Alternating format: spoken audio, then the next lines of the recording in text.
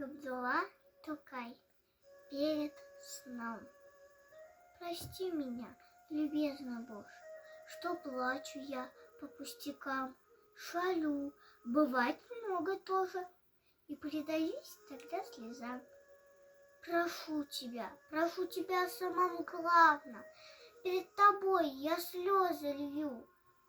Спаси, помилуй мою маму, отца и бабушку мою, а также дедушку, сестренок.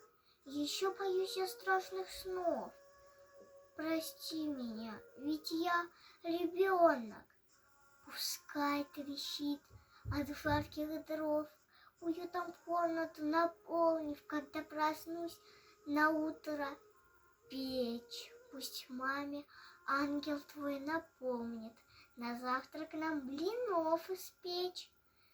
Тебя тогда, напившись чаю, как стану я благодарить. Пусть будет утром синий купол и птички разные в саду. Пусть брат моих не тронет кукол. Все напиши мне на роду.